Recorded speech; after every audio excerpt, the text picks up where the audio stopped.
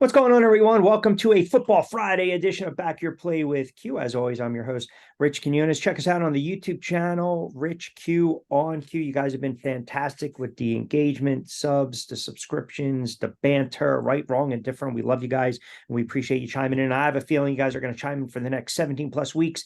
NFL, our good friend Lloyd Vance, kind enough to join us on this Football Friday as we take a look at week one marquee highlighted games. We'll illustrate them up and down, plus the betting lines. That's what we do here on BYP. And how about my NFC champion Detroit Lions last night? I got mocked when I put that out. I got mocked when I tweeted out. And these guys just turn around on the road against the defending Super Bowl champs, and the balls, the cojones, the onions of one eat the kneecaps, Dan Campbell, to decide, let's go for it in our own backed up for that fake punt, which I think, look, it sets the tone for the season. We'll get into that in a moment. But how about Detroit last night, man? Open up the season with a huge win on the road, 21-20 against Kansas City, defending Super Bowl champs. Well, it was a statement victory, and this team, as you said, after last season when they were on Hard Knocks and everybody knew about them, and they were the story of the league going into the season, and they had already been on a two-game winning streak to end last season. So they were sorry to see last season end. They started a little slow, and then they picked it up late, and they won that big game in Green Bay, and I believe that gave them the understanding that what this team could do when they were well prepared and ready to go. And they had no fear going in there against the Super Bowl champion Kansas City No. Chiefs. Obviously, a lot of people are going to point to Travis Kelce not playing in the game with that knee injury, and as well as Chris Jones not playing in the holdout situation. Yes, he was in the building, but he was not on the field. So, but they took advantage of the situation, and you got to tip your cap to him. And the interesting thing is, Jared Goff is now 2-0 versus Patrick Mahomes. So, Yeah. you got to wonder, is he his kryptonite? Is he his Eli Manning to the old Tom Brady? So it was an interesting game. It was a great way to kick the season off, and great highlights out there. And it was just fun to watch some football. How about the guts of Dan Campbell? And everyone's like, I hate that. I love it because it's, I believe it was the second series to open up the offensive playbook, if you will, for Detroit of the season. 4th and 2, backed up on their own 17, direct snap, boom, here you go, which ultimately they took the ball and went right down the field. That was as impressive of a drive as you'll see. I mean, that's, you're talking about, me and my friends call it the hombre drive, right? It's not a Chico drive. It's not a little boy drive. It's an hombre drive. 14 plays, 91 yards, chewed up 9 minutes of clock. That sets the tone. Dable last year, Tennessee, we're going to go for 2 and get the win on the road. Last night, Campbell, early on, mind you, which again, the analytics say you got to be freaking crazy. What the hell are you doing? But whether it backfired or not, he's telling these guys, we're not here to roll over. We're going to try to win this game. And look, there was a moment last night where you thought same old Lions with a couple of the bad turnovers and whatnot and the bad series. But ultimately, I thought that series kind of early on encapsulate what we believe Detroit Lions are going to be. They're going to go for it, and they're not going to back down, and they're not going to be a bunch of sissies here. And they're going to stand up to the big bully. And this is a good young ascending team, and that's what they put out there. I remember back in 2017, everybody thought Doug Peterson was crazy all the time. The Eagles went for it on 4th down, and they said, we're not playing with fear. We're not here to punt. And, that's just showing the same mentality that Campbell is bringing to this team. So they're going to be an interesting team to watch. And they were only 1-3 on 4th downs, but that one that they picked up, that set the tone. And then you talk about the running game. They made sure that they dictated the pace of the game, and we all know football is a game of possession. So they held the ball in advantage. They had 32 minutes or so to only 27 for Kansas City. So they did a great job in terms of controlling the clock and really up front the line of scrimmage. Sunil Pinay, their big tackle, and Ragnow, their center, those guys were just dominating up front. So they did a great job in terms of setting the tone, and the Chiefs just didn't have no answer for their physicality. Yes, Mahomes brought the Chiefs back in key situations to take a lead 14-7 at halftime, but you always just felt like the Lions were in control of this game. And as you said, they just had no fear. They had a game plan and they executed it. Yeah, Tony did not play particularly well. And, it's so funny. He ran his mouth, talked trash to the Giant fans. Here you go. He didn't do squadoosh last night. He did shit last night. And then he deletes his X account. I mean, what a little punk and clown he is. And the Giant fans should be ecstatic because in essence, you got Waller for Tony. But how about the arrogance of Andy Reid on 4th and 20 from Kansas City 35, when you've got 4 timeouts, you got 3 in the bag and the 2-minute warning, and you elect to go for. I'm sorry, man. Like, Kansas City's a great team. We know they're that dynasty. If you want to say dynasty in the making, already dynasty, whatever. 5 straight AFC championships, looking to repeat again, or perhaps repeat this year. But I don't understand the logic, because if you punt, okay, at the end of the day, if you punt right there, you give the ball back to the Detroit Lions, and you're telling them you're going to have to convert a couple third downs here. And maybe the idea is the Lions are just going to run it 3 straight times. We don't know based on what we saw earlier in the game. But why not give yourself another crack at it with all that time left? In essence, you give the ball right back, and then the Lions can just convert here and there. I think it was 1 third down play they picked up, boom, 3rd and 2, and they picked up 2 yards for the first, moved the chains, took a couple knees, and that was pretty much all she wrote. So I was just absolutely shocked at that decision making last night. Can't blame, by the way, you can't blame Eric Bieniemy. No, he can't. And I know there were some Eagle fans out there yelling at the TV, same old Andy, for all the success that he's had in Kansas City. That was kind of an arrogance moment. And I thought, he had been 8-0 in openers with the Chiefs up to that point. He just felt like, what, we're going to get this done. We're going to find a way. And there was just way too much field to cover to convert that 4th down. And they probably should have punted and then tried to lean on that defense. Obviously, Steve Spagnuolo's group had a tough day in terms of the Kansas City Chiefs defense.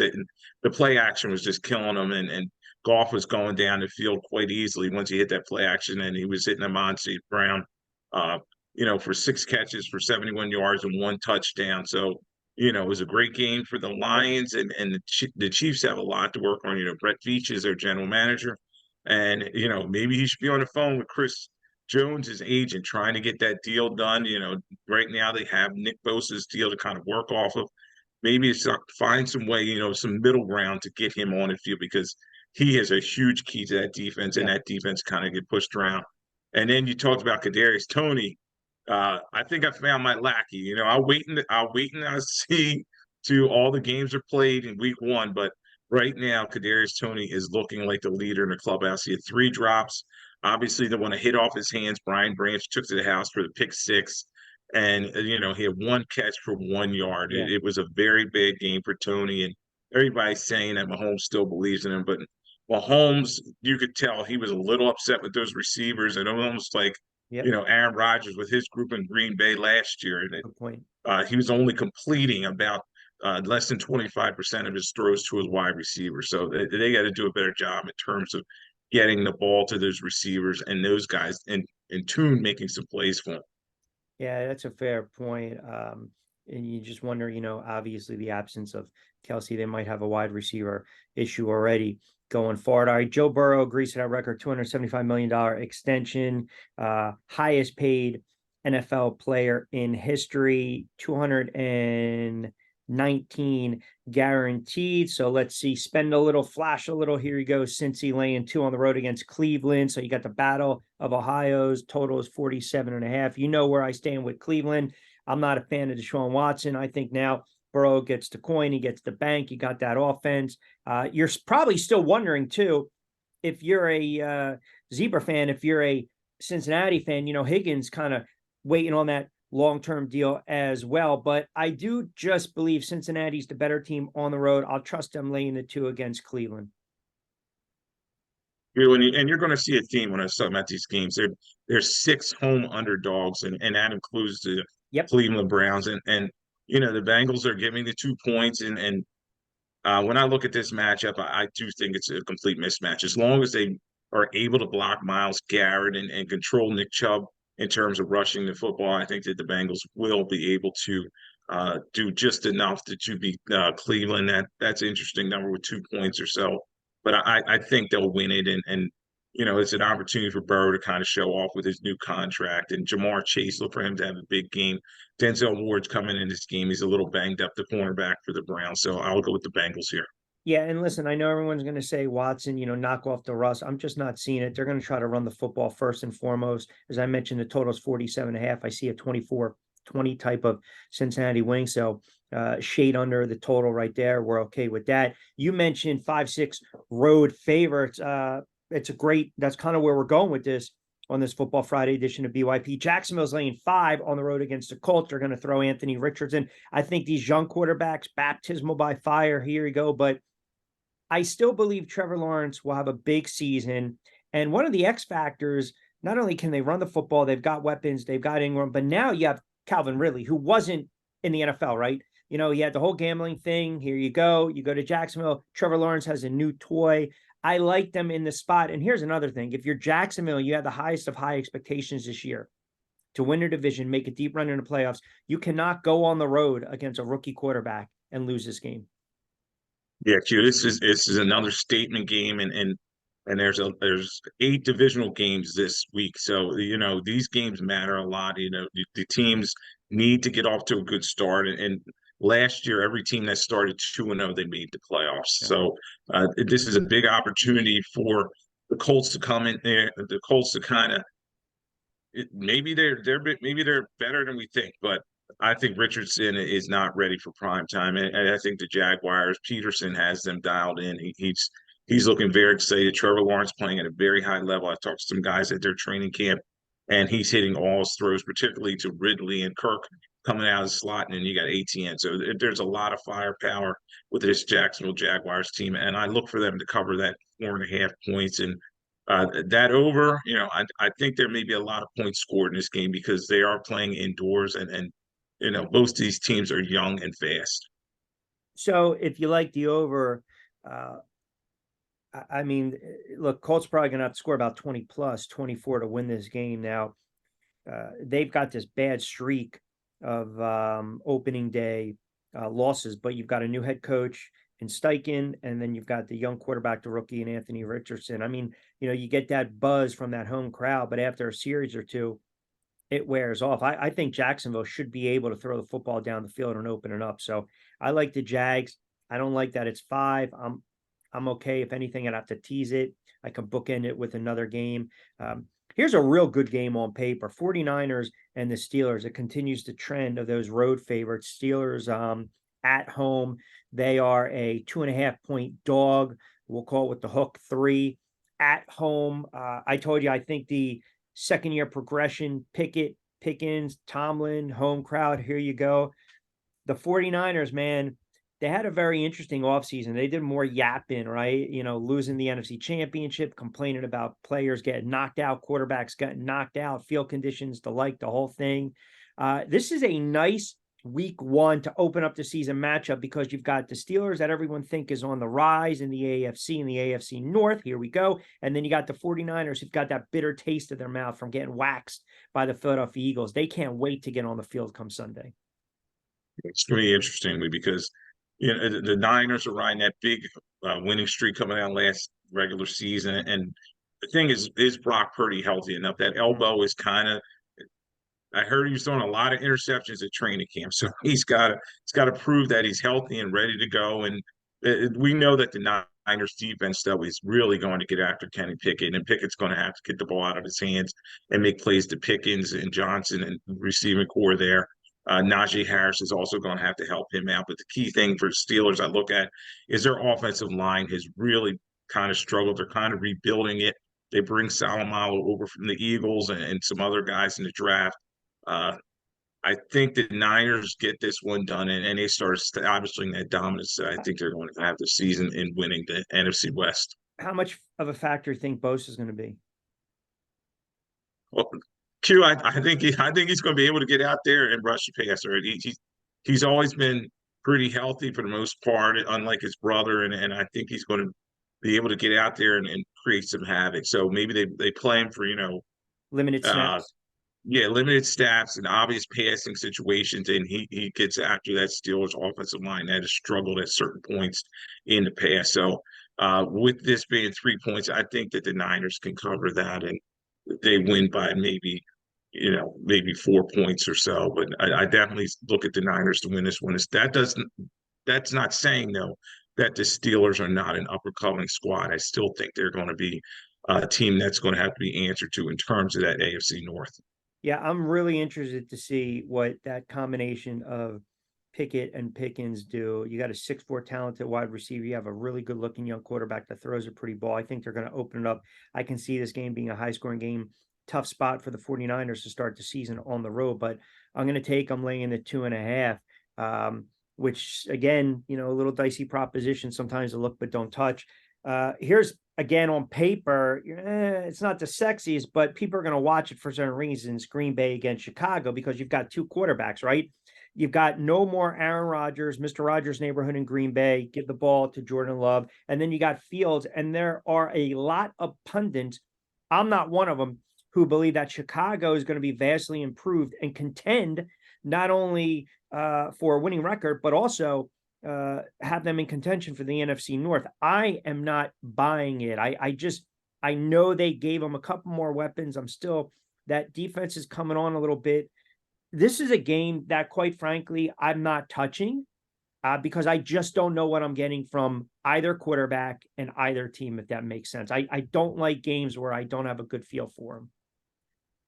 And basically this line is even, and you look at both these teams, there are a lot of question marks in terms of them.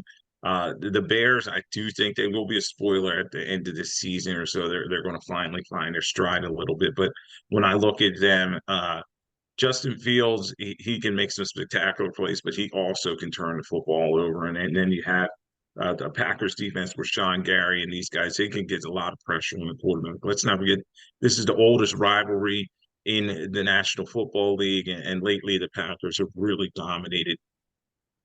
This has really been one-sided. So I think that you're going to see Love come out there and make some plays, and he's going to lean on that backfield of Jones and Dobbins, and they're going to run the football and try to establish that, and then go play action that after that. Now, key thing though is a lot of the Packers receivers are banged up. So you have Yeah. Christian Watson who has a hamstring injury, and then you have Dobbs who just returned to practice also with a hamstring injury. So it'll be an interesting one, but I think the Packers will be able to squeak this one out, maybe with a field goal victory. Football Friday edition of Back Your Play with Q. Rich Quinones here. Lloyd Vance joining us as he does multiple times during the week, especially during the NFL season. Don't forget, check us out on the YouTube channel at Rich Q and Q. If you're watching us now, subscribe, like, comment, share. We appreciate the support. We're brought to you by our good friends over at Played Again Sports, 1450 Clements Bridge Road in Herfield, New Jersey, right there in Deptford. I don't know why people are getting nervous about this game. Eagles on the road, laying 4. I'm sorry, man. I might have to do it.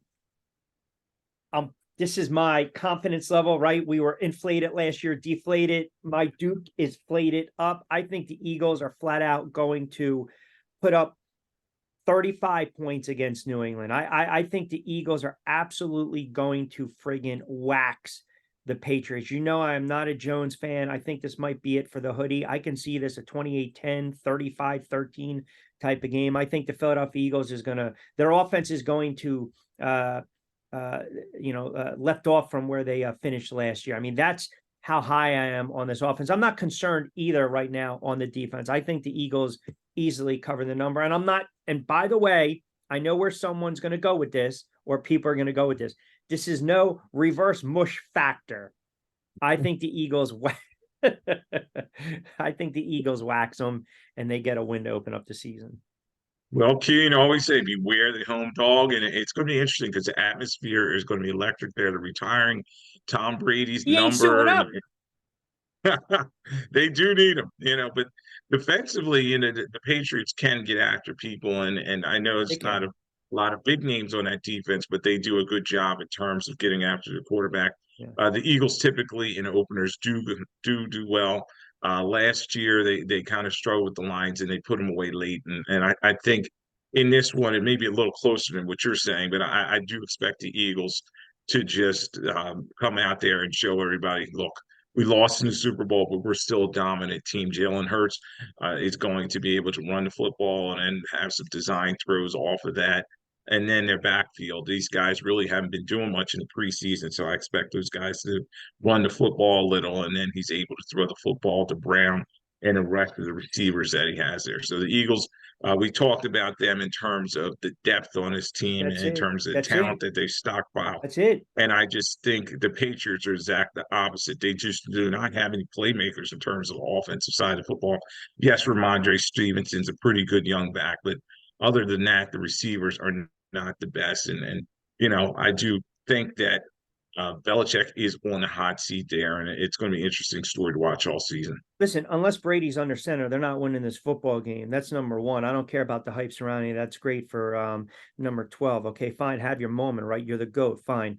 But the Philadelphia Eagles, because people just, I mean, you know, Phil Simms, when they retired his number, Dallas friggin' went on it was either Minnesota or Dallas, wax them on Monday Night Football. When they retired Lawrence Taylor's number, they got waxed on Monday Night Football. That doesn't mean anything to me. These guys aren't walking through the door and they're playing. It's about speed, athleticism, the talent on the paper. And you don't think the Philadelphia Eagles have a sour taste in their mouth on how the friggin' Super Bowl ended? And I know the argument's going to be made, well, you've got new offensive and defensive coordinators, and you have a Hall of Fame coach and Bill Belichick. That might be the case. You know, if you want to give them the edge in that regard for the hoodie over these new DCs and offensive coordinators with Philadelphia, that's fine. But when you line up mano a mano, 11-11 in the trenches, the Philadelphia Eagles are just flat out the better team than the New England Patriots. They should not lose. They are. They are, and they should dominate. They should dominate this game. And you know, they're when you're a 4 point home, you know, road dog, Road dog. you know, yeah. I mean, a road favorite. I mean, come on. Yeah, road favorite. Yeah. They're coming there. They're going there to take care of business, and uh, they really Sirianni has this team dialed in, and I think they're going to be ready to play. They've been kind of fighting at the bit all preseason. They kind of sat around. They didn't really play a lot of their players, and you're just going to see everybody who's healthy and they're ready to roll. Particularly that offensive line. Don't forget about them. I think they're going to just blast holes in that Patriots defensive line. They're going to run the football, and then play action over that. Washington, they'll throw out Hal. You got Eric Bieniemy there. They're laying 7. I don't want to spend too much time on this game. I think Cardinals are going to be a disaster in waiting. They've got so many types of issues, so many injuries. So you just don't know what's going on with that franchise. People would say in this spot, that's why you got to grab them. That's why you got to take them. That's pissing and wasting your money away. 7 still a little too high for me. I would probably play the under in this one. Not sure about the offenses just yet. I might even tease this one down with another game and bookend it. But this is a game, you mentioned it last week. If the Commanders lose this game, it's more about the Commanders, not the Arizona Cardinals. And the Cardinals are not going to be a good team this year. They're going to struggle. Let's not forget Josh Dobbs, who's just been there about a couple of weeks, is going to start a quarterback. And you know, I expect Chase Young and those guys harassed him early and often. Their offensive line's not one of the better ones in the league. Kyler Murray was sacked a lot last year, and I expect the same for Dobbs. And then in terms of Washington, they're going to be able to put some points up. The over/under is interesting here. Q is 38 points, which seems kind of low. You know, you wonder if it's a big blowout, if Washington can get over that number. So that's going to be interesting. But I do expect though Washington to blow out Arizona in this one. Yeah, like 30-13 type of game. And then you got the Giants. You mentioned these teams that are favorites on the road. Tells you what the betting public thinks of the New York Football Giants at home. Open up a season. They've done it like 30 times against the Dallas Cowboys. It seems Cowboys laying 3.5. And I already said this on one of the record. I think the Giants are an 8-9 win team. I don't have them making the playoffs. I know Brandon Jacobs. I do 27 and Q in him. He was not happy with me. I don't want to say he walked off the set, but he left me for a moment and came back. Listen, I just think if you want to set the tone for the season, if you're a Giant fan and you want to justify the goodwill, the equity you build up with the fan base, the organization with the players from what they did last season into the off season, then you have to go out and you have to win this game on Sunday night against a team that's been giving you fits, against a quarterback that has flat out owned you. My concern here is that you got 2 rookies starting in the cornerback position and then Jackson in the slot. That worries me. Not 100% still sold on this offensive line. I think the Giants will be able to move the ball against Dallas. But if you want to continue with that goodwill and not lose it, you have to figure out a way to just go out and win this game Sunday night. I'm gonna dial it up and say this is my upset special right here.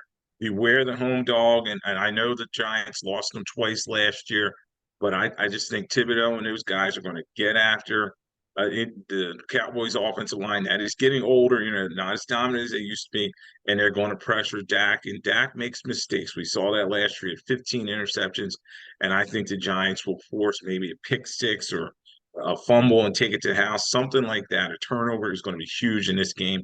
And I just think the Giants at home against a divisional rival, they're going to play better than people think they will. Daniel Jones wants his respect since he got his contract as well. And then you have Saquon with a chip on his shoulder. I expect him to have a big game too. So I think the Giants win this one in a shocker. And on Sunday night, typically the home team comes ready to play. Yeah, and the Giants suck on prime time, by the way. This ain't 2011 either when they went to Dallas and they won. They just don't, they're just not a good primetime team. So your confidence level is flated up, not deflated. You're flated up on BYP with the Giants. I am, man. I think Big Blue's going to roll on them. And I think the Dallas Cowboys, as we said, they're kind of a paper champion.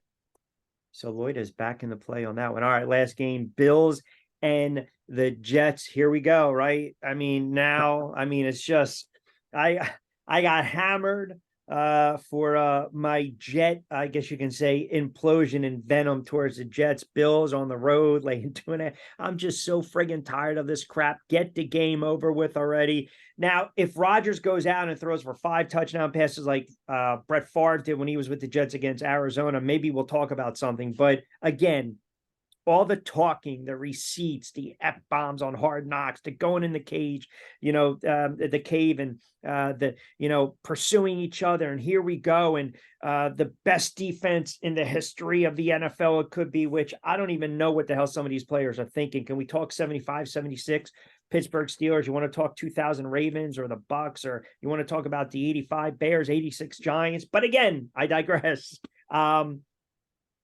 If the Jets win this game for 1 week, I will believe in them. That's it.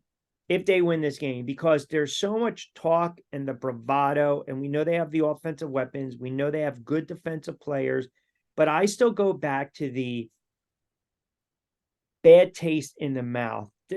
No one's talking about the Bills. I feel as though the only conversation with the Bills, Lloyd, was Josh Allen and Diggs. Are they getting along? Is the window closing? Josh Allen had too many bad turnovers, too many bad picks. What's going on with Buffalo?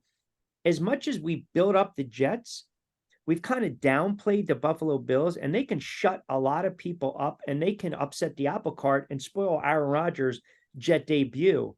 And quite frankly, I think they're going to open it up a little bit. You might see a little trickery. You might see a little more aggressive game plan. I think you have to get Allen rolling, get his legs cooking, get his legs moving. And I just see this game coming down to maybe like a late field goal, and I'm going to give the edge to Buffalo. They might not cover the number.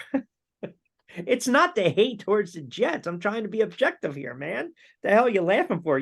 Because I'm building up, right? I got to build it up to crescendo. And no, they're going to spoil the party. They're going to beat the Jets. I don't think they're going to cover, but it might be a 28-27 type of game. They'll win on a last-second field goal. They come from behind. How's that? All right, we'll see. It's funny. I got a lot of "what's up with your boy" type of conversations. He said he killed the Jets. Well, everybody loves the Jets. Q doesn't like the Jets, but we're going to see. We're going to see how this season comes along. You know me. I picked them to be in the AFC Championship game, and both these teams they split last year. So the Jets beat the Bills early last season, and you're right. The Bills have kind of been out of the picture. A lot of people not talking about them, and you wonder if Josh Allen's ready to roll and how his relationship is with Diggs, and they're going to have to drive that football down the field. Obviously, I've already heard that the Jets are going to try to deploy Sauce Gardner and have him kind of shadow Diggs around the field, and can he take him away? And then you wonder, in terms of the running game, can they have Cook finally do something in terms of that? Does it help soften up that defense? So that's going to be an interesting matchup. I do think, though, the Jets at home, a lot of emotion in terms of being a home dog, and then you have Aaron Rodgers making his big debut on Monday Night Football. I think they're going to get it done. It may be a field goal type game win for them, but I think Salah is trying to build something here, and he's on the hot seat as well. So it's going to be a fun game to watch. But I think Aaron Rodgers steps forward, and then that sets everything up going into the season. So a couple things. You can tell everyone there's nothing wrong with your boy Q. I just get a little feisty, a little chippy once in a while, right? Number two, no Miller. Jets have some questionable players too. Hall, um, Becton, and I think Dwayne Brown as well. They're all questionable. Okay, we'll see what happens. Um, you mentioned Robert Saleh being on the hot seat. And I'm wondering, is it because of them going out and getting Aaron Rodgers where everyone's putting all their eggs in one basket? See, that's the one problem I have. If we're talking about this great defense and all of a sudden they're a Super Bowl contender and Aaron Rodgers under center and you've got good weapons, don't listen. The Jets have players, man. I'm not sitting here saying the Jets are a bad football team. I just don't see them making a run. I don't even see them making the playoffs because I think that division is going to be very tough for them. And I'm not as high on Aaron Rodgers, new place, new atmosphere. Here you go. 38 touchdowns, 4,500 yards. I'm just not, because I've seen this before and I saw it with Favre with the Jets. So, and I'm not changing on that until proven otherwise. Aaron Rodgers, Hall of Fame quarterback. We already know that. But you say that the head coach might be on the hot seat. Why is that? Because last year they had to go through the nonsense with White and Wilson. They had some injuries. Their offense sputtered. That's why they went out against Aaron Rodgers. Are you basically saying that ownership is like, now we got you a Hall of Fame quarterback. We fixed up the defense even more. You have young offensive weapons. If you can't get it done with these guys, then you're out. Is that when you're saying, like, your Q, I rationale? kind of Yeah. Yeah, there's just high expectations around this team, and Yeah. what Joe Douglas has put together in terms of being an architect of this team. They've given Salah everything that he wants. You got Woody Johnson walking around with big platinum necklace, and he's feeling good about his team, and it's a situation where the expectations are high, and then Aaron Rodgers brings that mystique to this team. So they're hoping that if he's the Rodgers that's closer to 2010 when he won a Super Bowl and he was MVP at the peak of his powers. We'll see. He's 39 years old. Can he get it done? But yeah, Salah, he's won about, I think his record's about 2012 and 22 in the seasons that he's been there. So he's had a losing record. Yes, they haven't had the right quarterbacks, but they did pick Wilson, and now they've picked Rodgers to replace Wilson. So they've got everything that they need.